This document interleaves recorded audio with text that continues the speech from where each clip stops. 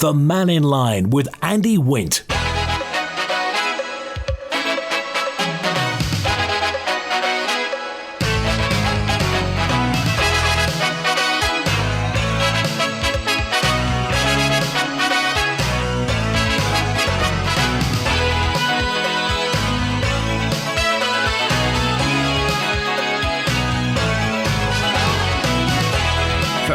Good afternoon. Welcome to Mannin LIne on Manx Radio. Your chance to have your say. And it's an open line today by calling 66 13 68. Text or WhatsApp 166 177. Email studio@manxradio.com. Let the Isle of Man know exactly what you think today.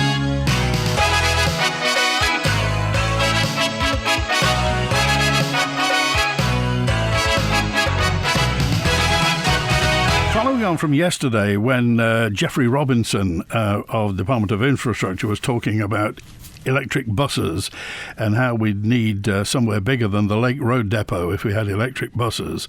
John dropped a note in just to say, what about the damage to the roads?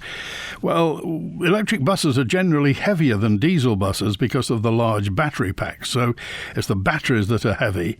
The difference varies by model. A typical single-deck electric bus weighs between 11 and 13 tons unladen, while a double-decker electric bus is about 18 tons or more, again, before the passengers are added. That's broadly comparable to many modern diesel double-deckers already used on public roads. Now, road engineers usually assess road wear by axle weight rather than the total vehicle weight. And because buses spread their weight over multiple axles, the damage increase is not always as dramatic as you may assume. Heavy goods vehicles generally cause far more road wear than buses. So that's the answer to that, John. Thank you for getting in touch with that. Isn't it strange, says a texter who wants to remain anonymous, isn't it strange how buses suddenly come onto the scene again whenever the discussion of extending the horse tram comes up? If I recall correctly, at the meetings regarding the Douglas Promenade resurfacing, the horse trams were only supposed to go as far as Broadway, not the sea terminal, because 10 new buses were to take priority. Is that true? And Dick dropped a note in to say, how can Manxcare say the hospital is too small when the new Nobles open with 314 acute care beds? Their plan is now to run it with 160 beds. This is Dick's opinion. Half what it was. Even when Manxcare took over 5 years ago, there were 270 acute beds. So how can they say Nobles is too small when there used to be double the number of beds? The trouble is, there are now around 1,000 more people employed there than there were before. Well, tell me where you get your figures from, Dick, but we'll take that as your opinion. We have a perfectly usable depot and bus fleet. The DOI needs to concentrate on fixing the Isle of Man's crumbling roads and infrastructure before thinking about any grand electric fleet schemes. And we're also yesterday talking about recreational cannabis and how and if and when and should it be made legal on the Isle of Man. And nobody's yet come up with a theory as to how you keep the criminals out of it. I mean, obviously they wouldn't be producing it, but the moment legitimately produced, commercially available marijuana cigarettes were available, how would you stop the criminals just undercutting or just selling knockoff versions? What would you do? If any of the criminal fraternity are listening and want to tell me how that would happen. Anyway, do get in touch. Howard's with us now. Hi, Howard. Hello, Andy. I'm just wondering, we had some family members over for the last fortnight, and a couple of them went back on Tuesday night on the steam packet with the car and all the bits that went with it, and they booked a cabin. This is the one going out at 7, 8 o'clock at night. Yeah. They booked a cabin, and of course they want to put their head down because they have a bit of a snooze before driving down the motorway. Anyway, they went up to the cabin, no blankets. There used to always be blankets there. I've travelled dozens of times on it, and there's always been a blanket there in the cabin. But this time there's none. So the son-in-law he went out and he spotted one of the girls that was working on the vessel and said, any blanket? Yes, there is, but they're £15 for a pair. Is this a Ryanair job where everyone's extra? Was that a deposit for returnable, or do you have to buy them? I don't know, but he was not very well pleased. He didn't get them. Obviously, they put their coats over themselves. But £15. Now, how this is working out, I don't know. It'd be interesting to know from your listeners whether they'd come across a similar situation. But as I say, for many years we were going away, we always had a cabin. My wife likes, just to get her head down, and there was always a blanket there.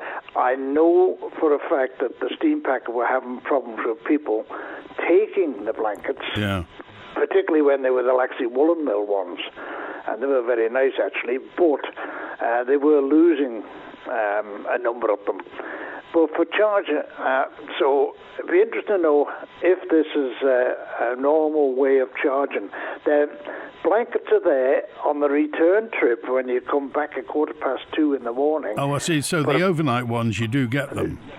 Yeah, but I would have thought that this is always referred to as the night sailing when it leaves 7 or 8 o'clock. And it gets in about 11, 12 o'clock, depending on the state of the tides. But for no creature comforts, it's like going to a hotel and find there's no blankets on the bed. Well, that seems weird, and if anybody's got any more information on this, so it's the early evening departure from Douglas. I'd also be interested to know on the 2 o'clock sailing, that kind of 2:30 sailing from Heysham to the Isle of Man, if there are blankets in the cabins there, or if they are, and again, if this £15 is a deposit, or do you have to buy the darn things? Because if you're travelling often, you'll end up with a hamper full of blankets. Yeah, because they'd already paid what he said was £75 for the cabin, and said, and he was very much surprised that when he got up there was no. The other things, all the televisions, everything else was there. Oh, and there was one hand towel. So if there was 4 people in the cabin, unless you go down and request and get some more, a small hand towel for people to have a shower. Well, that's no use at all, is it? None whatsoever. So whether you go down to the reception or whatever it is, and you can get extra showers, extra towels, because a hand towel is no good if you're going to have a shower. And it has to be said, as you say, I mean, certainly I think those overnight cabins are about £90 or something. Yep, they are. So you would have thought, I mean, blankets don't cost that much, particularly, the kind of bottom range, the economy blankets don't cost a fortune, so surely they could afford to lose a few for the amount that they're charging. Well, I know I looked on the internet and it said even with pet cabins, bring your own blankets for the pets, which is obvious. Yeah. But we always, there was always a blanket on or 2 in the cabin ready for use when you went up. And I've come back many a time on the sailings, or gone away on the sailings at night, and it's always been a blanket. So just be interested to know if this is standard practice on the steam packer, right? And if it is, why did they change to that situation? Okay. All right, Howard, thanks for calling today. Okay, take care. All right, bye now. 14 minutes past 12. Have you taken a cabin on the Manxman lately? Have you been charged for... And again, I'd be interested to know if you have to buy the darn things. Because it may be worth, if it's non-returnable, if £15 is non-returnable, that you nip into Asda on the way in Lancaster and pick up some economy blankets. There could be a market, couldn't there, in blankets over this. Andrew's with us now. Hi, Andrew. Hi, Andy. Good day to you.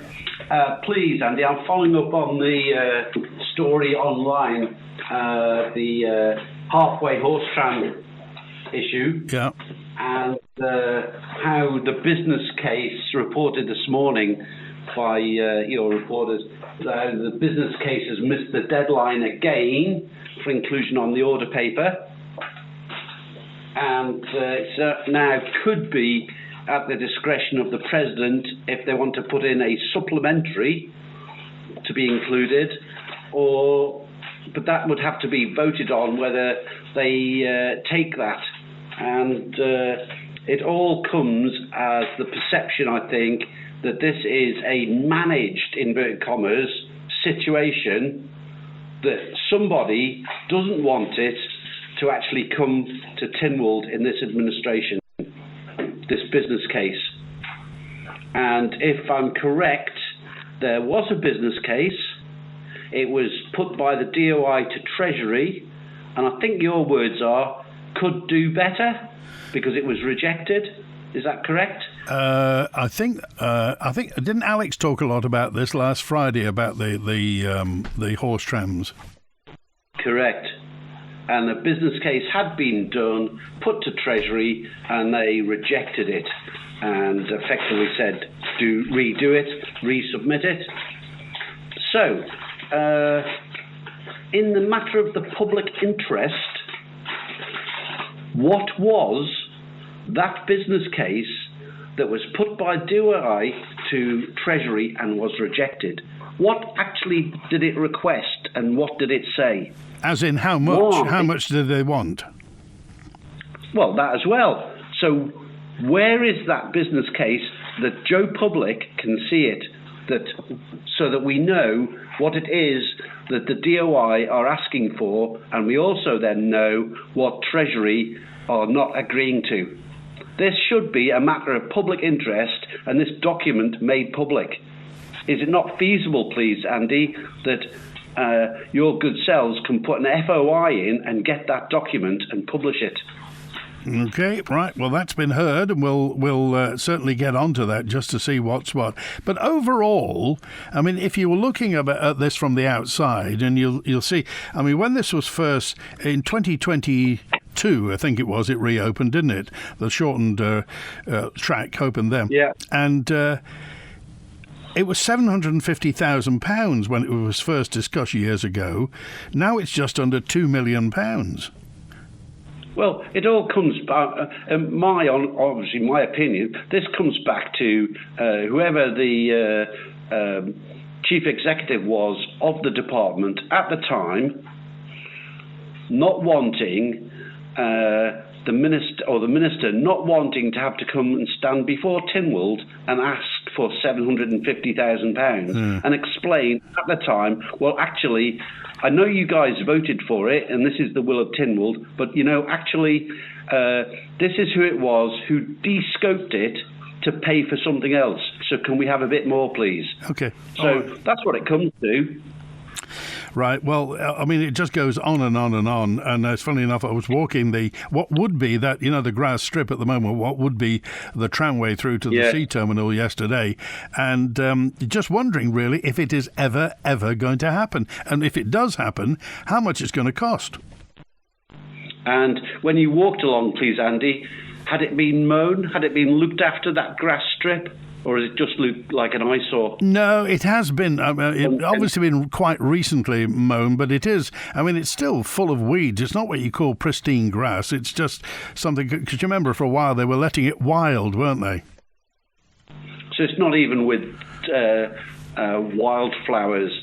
No, there are no flowers on it. Just grass there. We'll see. All right, Andrew, thanks for calling today. We appreciate that. The Douglas Bay Horse Tramway originally ran the full length of the promenade, Derby Castle to the sea terminal. It was proudly used for years and years and years, and at the height of the visiting trade, the double-decker trams would go, and they will be absolutely chock-a-block during the season. It's widely recognised as the world's last surviving original horse-drawn tramway still operating in its historic setting. So let's put that into context for the history buffs amongst us and our culture. That's what it is. Nobody else can contradict that. The world's last surviving original horse-drawn tramway still operating in its historic setting. In 2016, Douglas Council stopped operating the service, saying it was no longer financially viable. The Department of Infrastructure in 2016 took over the tramway to preserve the Heritage Railway. The tramway reopened in 2022, but only the shortened Derby Castle to Broadway route, the halfway horse tram. In February of this year, Infrastructure Minister Tim Crookall, MHK, said the business case for reinstating the missing section was under review, and that if approved by Tynwald, work will begin within 12 months and will take 40 weeks.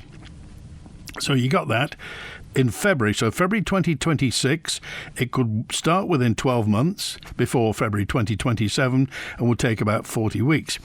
Now, last week on Mannin LIne with Alex, Chief Engineer Andy Cowie confirmed the updated estimated cost is just under £2 million compared with $750,000 when first discussed years ago. Mr. Cowie blamed inflation, high construction costs and the need to relay surfaces already completed on the promenade. Mr. Cowie also said Treasury hadn't rejected the proposal outright. He said Treasury requested revisions and additional detail before it would recommend the business case to Tynwald. Infrastructure Minister Tim Crookall separately described the proposal as a work in progress. Well, the business case missed the deadline, as you heard Andrew say. It missed the deadline for inclusion on May's main Tynwald order paper, and unless the president of Tynwald agrees to a supplementary order paper, the debate will now likely be delayed beyond this month.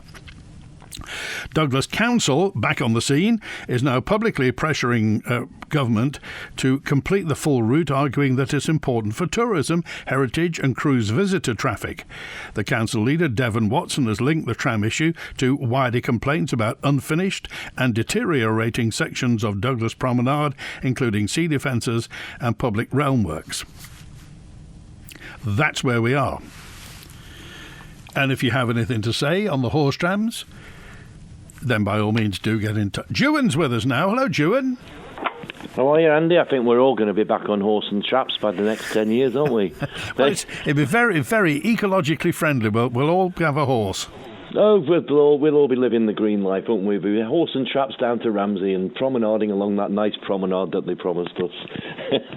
And just a couple of things there. On yesterday's programme, they're talking about this proposed new bus depot, and I mean the phenomenal cost that this will be. I'm looking at just had a quick check on the safety issues of parking up electric buses, and they're saying now to stop from thermal runaway 8-metre gaps between buses. So, we've had this issue before, talked about the steam packet and taking stuff away, damaged electric cars, etc. So there's going to need a big depot with an awful lot of power that's going to have to be produced to charge these up. Like I mentioned yesterday, that they had to charge the last one up at the power station, but if I remember rightly, the double decker that they had wasn't working out efficiently for them because they didn't take into consideration the amount of battery usage that you're going to get going up hills, climbing hills, and also heaters, because we've got a lot more bad weather than what we've got good weather.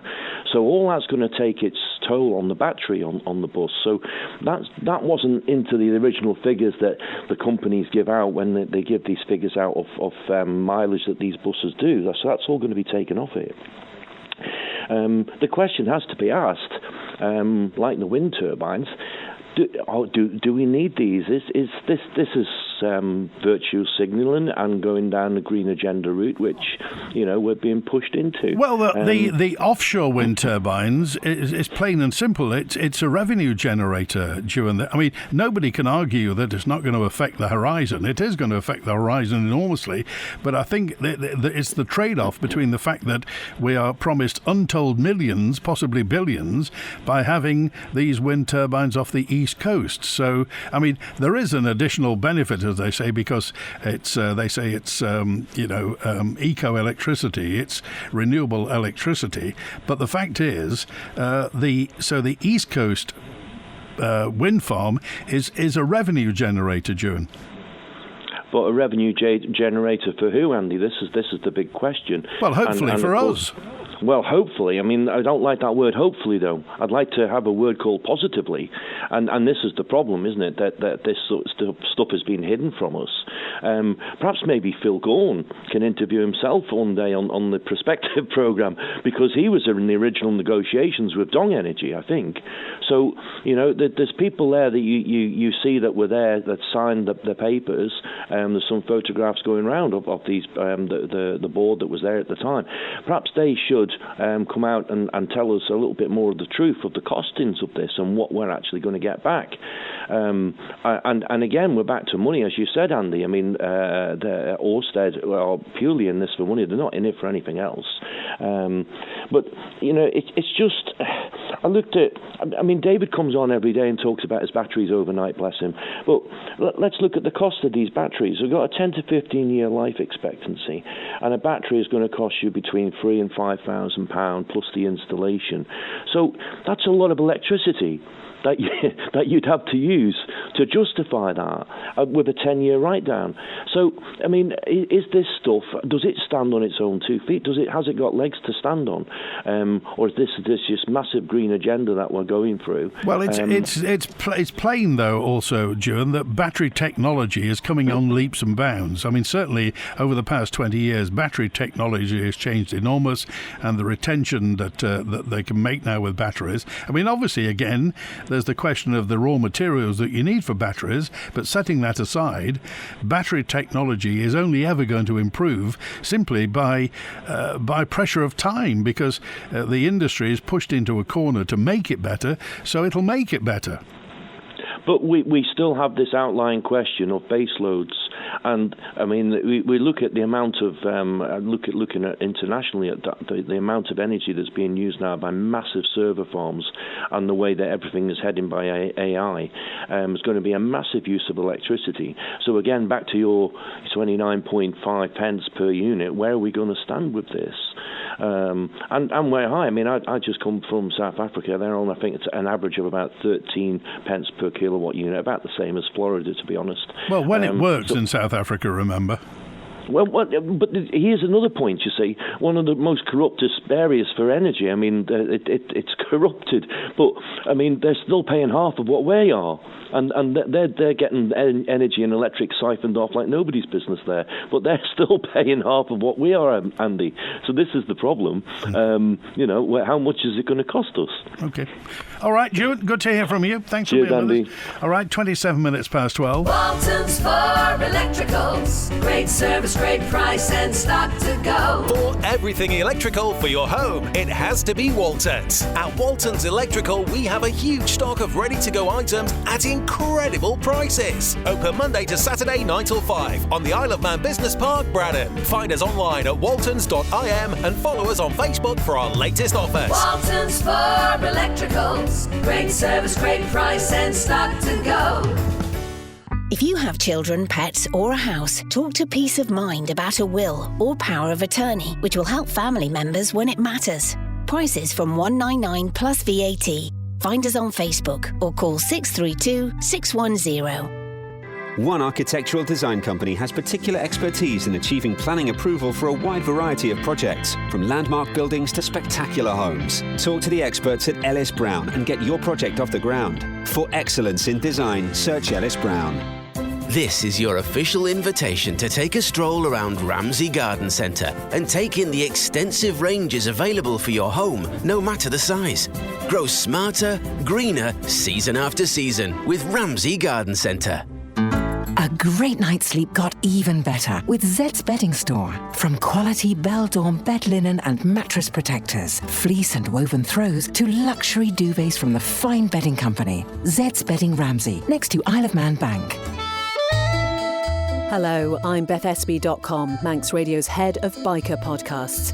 In this general election year, Manx Radio will have an almost interminable number of programmes in the run-up to the big day when you can choose who to bin off. And for the first time, we're also hosting a live show aimed at helping all those tens of young and first-time voters, or those who've just forgotten, through the complex issue of voting.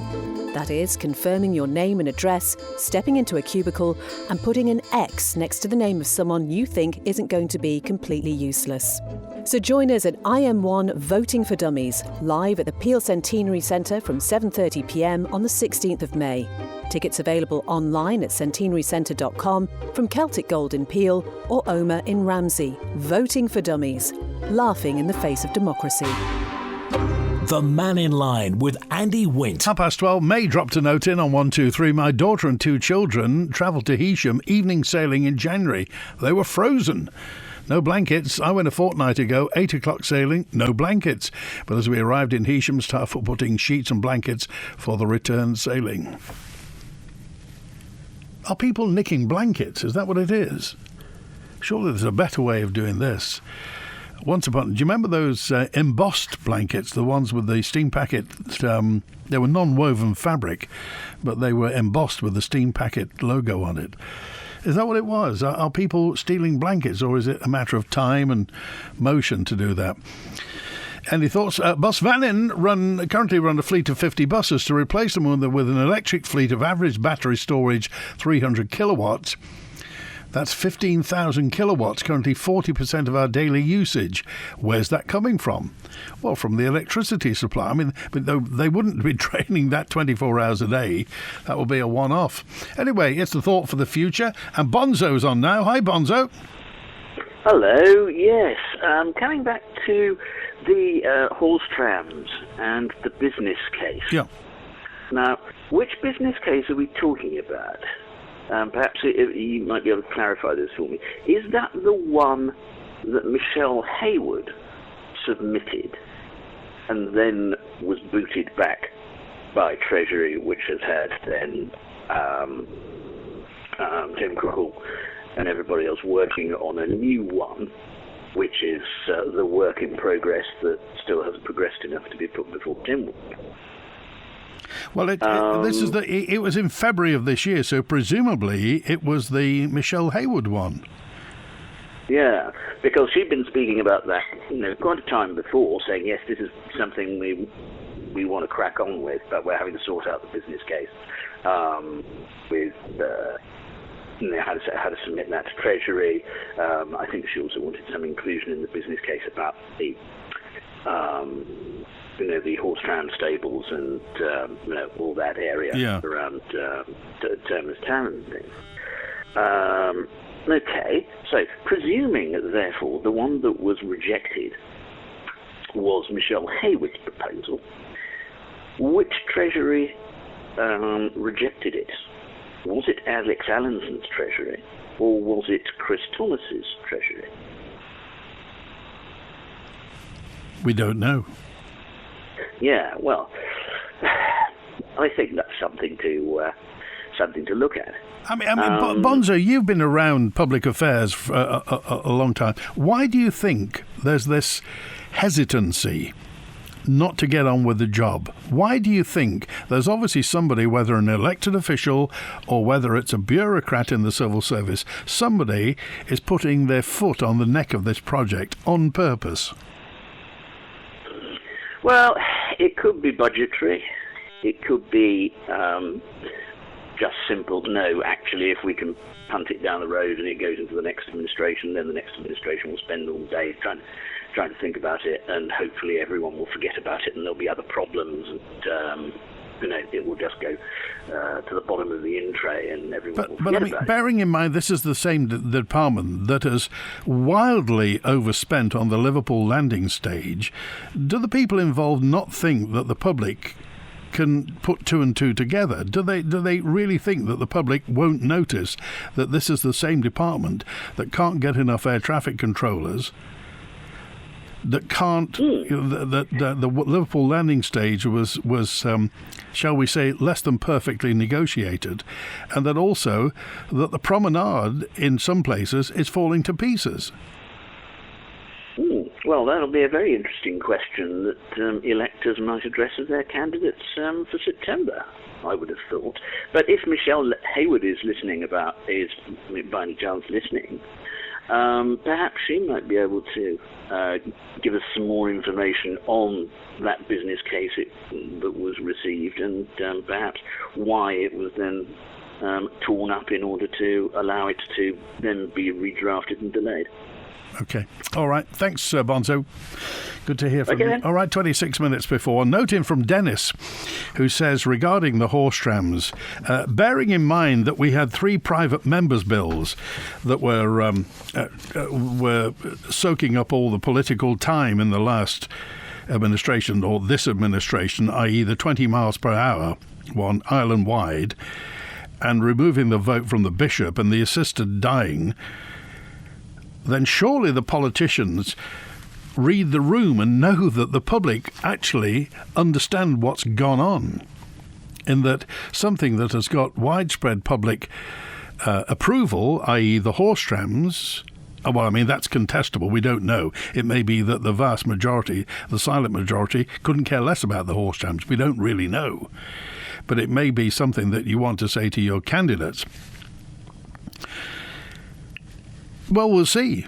I don't know what your thoughts are regarding this, and where you think the horse trams sit in a list of priorities, bearing in mind that we need economic growth, that we need housing strategies that's going to allow people who are currently paying £1,000, £1,500 a month for private accommodation and can't get savings together to get onto the housing ladder.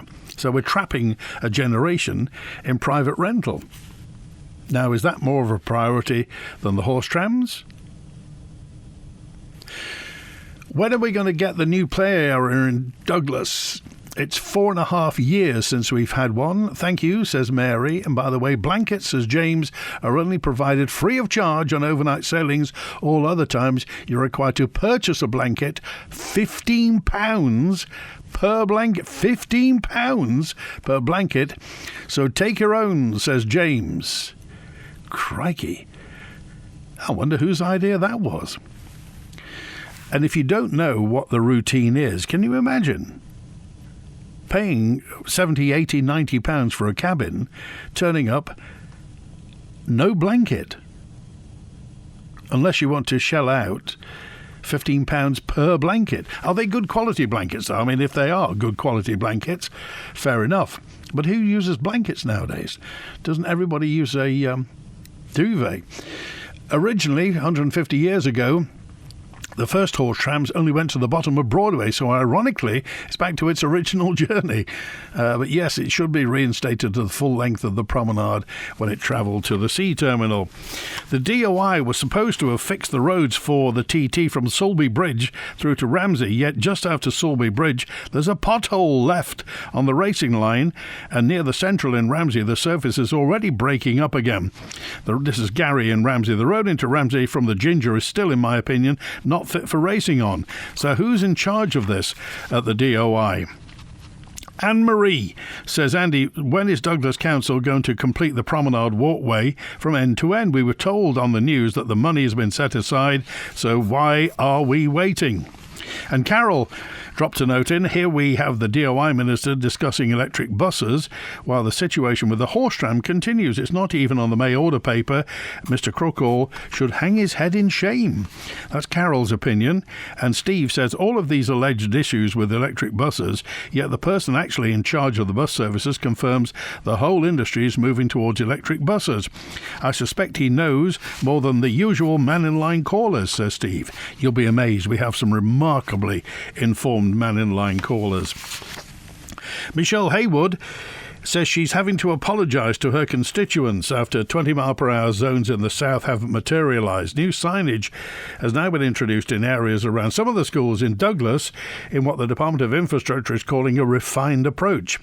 It follows a pause in the Island-wide scheme earlier this year after a backlash which saw Michelle Haywood sacked and replaced by Tim Crookall, who immediately stopped the rollout.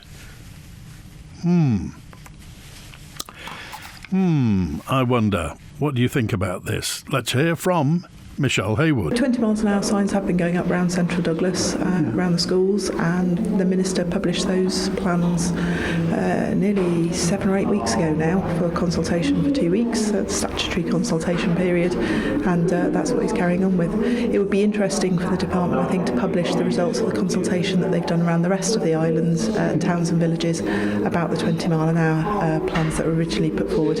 I believe, however, this Minister is not going to progress on delivering any of that, and that's a real shame, because I know my constituents, particularly down in Port Erin, are absolutely asking for 20 mile an hour protection, especially around Russian primary school. In retrospect, would it be better for you to have gone this direction and then expanded it later? I think there was always a problem that the department published all the map in one go, and it looked massive, and actually that's what the implementation plan that we then put forward to, that Tim would approved, actually set us on a staged approach to this, taking various different parts of the island. That consultation and that research, though, has been done and is there. It just needs a Minister that's brave enough to get on with it. Port St Mary already have the 20 mile an hour zone, and they were promised there would be a review of this after a year. That hasn't happened. The department haven't delivered on that. Port Erin, they're asking for 20 mile an hour signs to be put up. They were asked to wait for those 20 mile an hour signs until the consultation had been done. Consultation has been done. The results have not been published, and the Minister appears not to want to take it forward at all. So I'll be apologising to my constituents that I was pushing on with what they wanted, and this government has decided to stop. Russian MHK Michelle Haywood. The DOI says it's tweaked the proposals to prioritise locations that will benefit pupils, parents and school staff. The new approach should, it says, strike a balance between maintaining safe travel around schools and allowing a strategic through route to continue to operate efficiently. 20 mile per hour signs are being introduced near St Ninian's High School in Douglas, St Mary's Primary School, Ballacameen High School, Henry Bloom Noble Primary School and St Thomas's Skull and Jubilee. Plans for the new 20 mile per hour zones came about after Anne Corlett gained support in Tynwald during the previous administration for the new limits to be introduced in residential areas. It was that long ago. 20 is plenty, it was called. Mrs. Corlett told Manx Radio she only wanted the new restrictions around schools in her constituency and was never intended for a blanket 20 mile per hour limit, but the idea basically got hijacked. The DOI says the area targeted in the new approach encompasses the neighbourhood in which Douglas Central MHK and Corlett's campaign for lower speed limits began. Under which administration did the horse tram business case happen? Well, the horse tram business case came under the DOI when Michelle Haywood was Infrastructure Minister, although it would have been prepared by departmental officers rather than personally by her. Well, Treasury, they say, didn't publicly reject the plan outright. Instead, it asked DOI to revise and resubmit parts of the business case before it could go to Tynwald. At the time of the Treasury review, the Treasury Minister was Chris Thomas MHK, not Dr. Allinson, who left the role following the Council of Ministers reshuffle earlier in the year. So the business case originated from Michelle Haywood's Department of Infrastructure, but the Treasury scrutiny and requests for revisions happened under the current Treasury Minister Chris Thomas, not Dr. Allinson. Is that clear? A note in says, Andy, Manx Utilities are spending 3 weeks surveying the NSC for solar panels. My suggestion is they use the original architecture plans from Foreman Roberts, who designed the building, along with the power station plans to link it up. So why will it take 3 weeks to survey the NSC for solar panels? Is this more money being wasted? My new slogan is, save our taxes. Also, they rent very expensive large yards in Middle River. Again, why, says this correspondent. Oh, I mentioned yesterday that I was on the prom, parking on the prom by that grass verge, which is going to be where the horse trams, if they ever do go. Funnily enough, there was somebody there with a theodolite. There were two people, end to end, with those, it's not a theodolite, but the modern equivalent of what a theodolite is. I wonder what they were doing. Ramsey Care Products is now opened in St Paul's Square, Ramsey. An Aladdin's cave of stock including mobility scooters, rise recliners, household aids and more. Call 627 177 to find out more. Ramsey Care Products. Affordable mobility solutions for you. For a wide range of wood-burning stoves and a complete installation service, visit The Snug in Ramsey. And we don't stop there.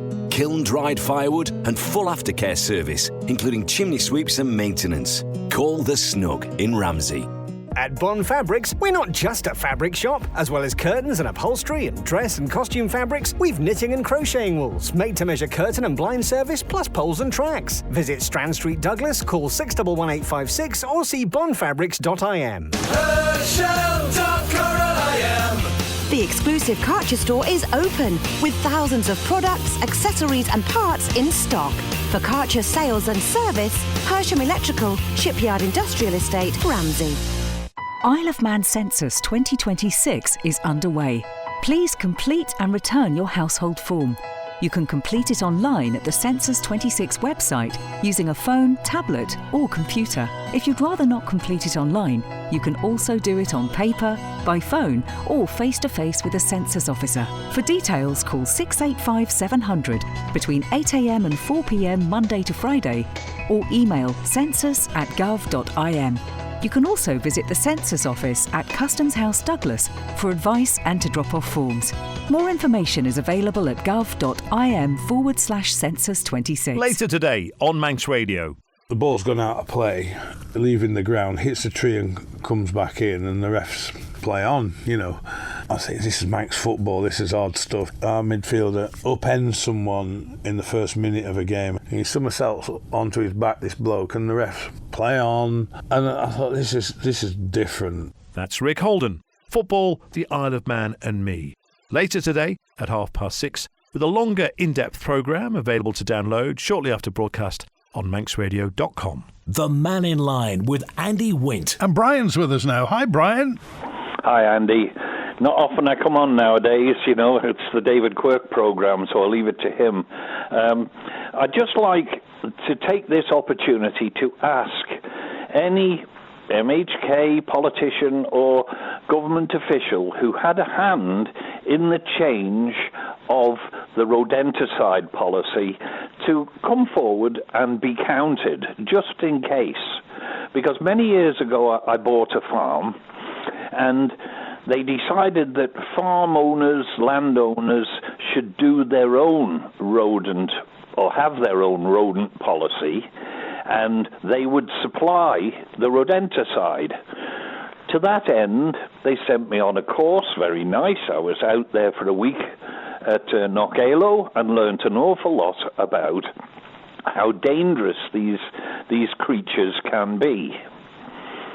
About 2 years ago, they said, no, we're not supplying rodenticide anymore. You have to get it yourself. Now, my experience is there is an awful lot of farmers who don't bother. There are a terrific amount of landowners, leisure landowners, that have no idea it's their responsibility. Now, huntavirus is one of the diseases, like Wales disease, that these rodents can give a person and they die.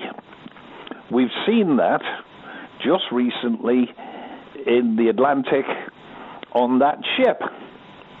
So, in case anything should happen on the Isle of Man, could the decision makers step forward and hold their hands up and said, we're not going to provide it anymore, but we will take responsibility if there's an issue? Was there a reason for not supplying it? Oh, I really don't know. I got messed about. You could only get 2 bags in one go, and then they changed it. You had to come on a Monday morning or a Wednesday afternoon, and then you had to get it from the Forestry Board in Peel, and then it went to 1 day a week, and then they said, we're stopping doing it, end of story. Did you have to pay for it? No. And you tell me, especially in these tough times, a farmer who will be responsible enough to go and buy this stuff and then spend a day going around setting bait traps. Right. There's very few of us going to bother. How much does it cost, Brian? Well, 100 weight, well, not 100 weight, it's 25 kilo bags now. about 50 quid.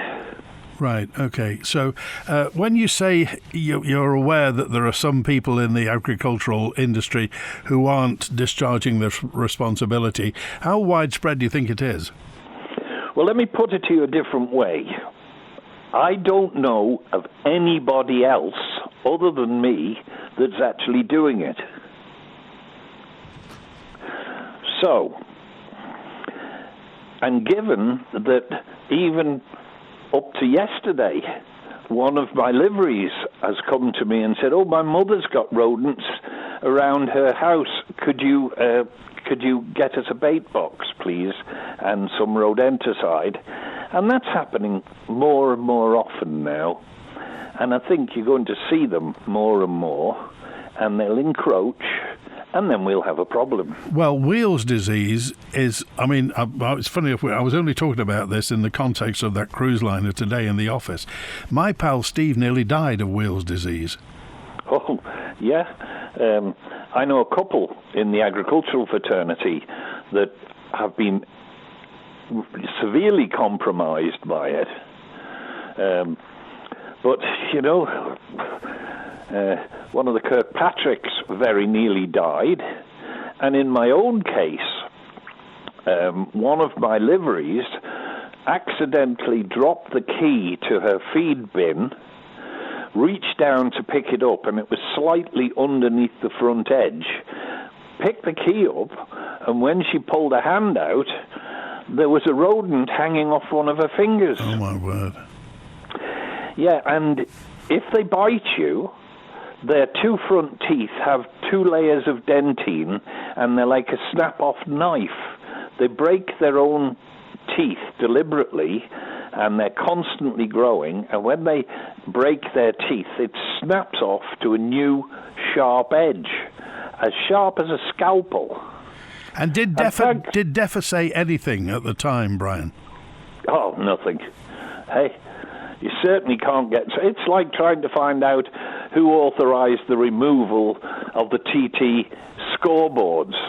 A 100-year-old iconic piece of Isle of Man tourism was removed. And I won't tell you that it was Rob Collister. But it's been removed, and we were promised it was going back. Yeah, I'm still looking. All right. Now, as far as that and other things are concerned, there'll be a lot of people out there will say, oh, well, it doesn't matter, we can go modern, we can do this.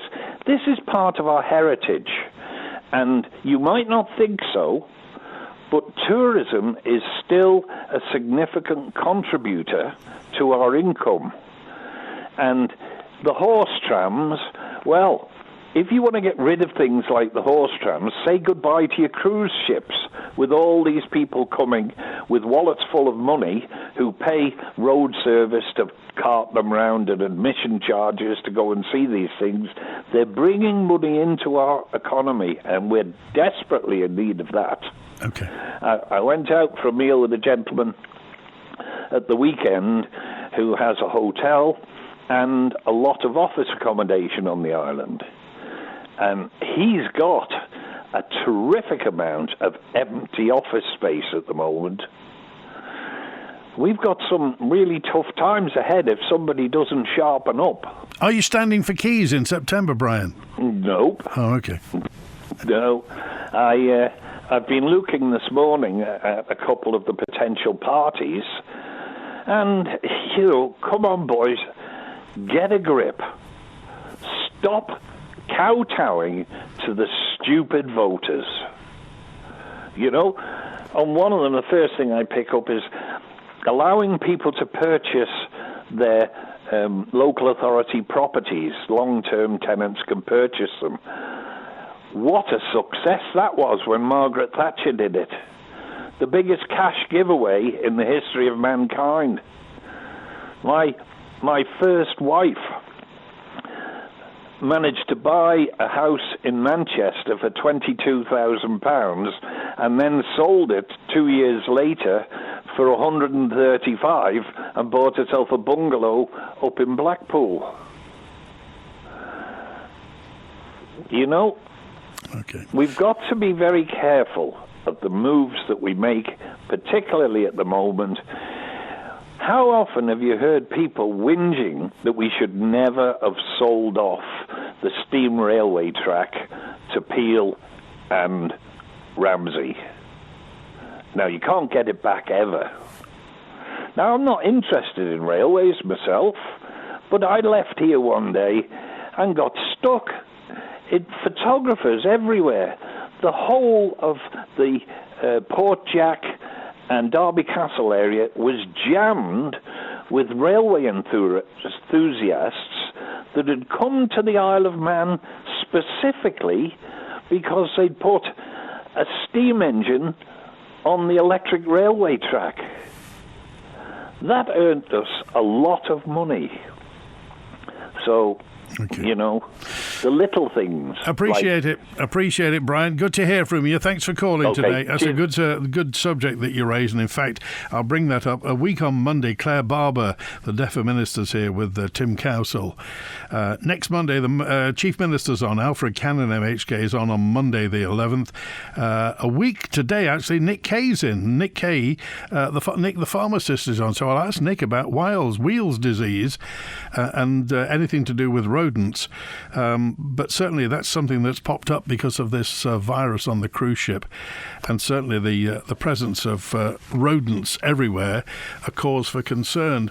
Why electric buses and not CNG? Compressed natural gas, says Texter 188.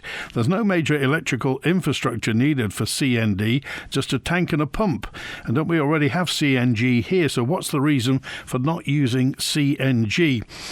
I wonder why nobody set up a petition to extend the horse tram yet. That might be a good show of support. It's a shame that heritage like this is being neglected in such a way. That message is in from Krista in Port Erin. The focus is on extending the horse trams for tourists, but the wider issue is what else government and Douglas City provide for tourists other than a slow plod through traffic fumes on a drab, crumbling promenade. Excuse me, it's our drab, crumbling promenade, but I know what you mean.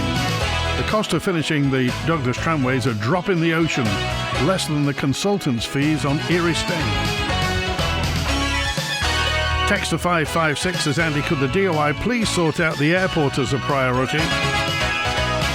And on the subject of the TT circuit, does the DOI go down Bray Hill onto Quarterbridge at all? It's in a shocking state. That's it.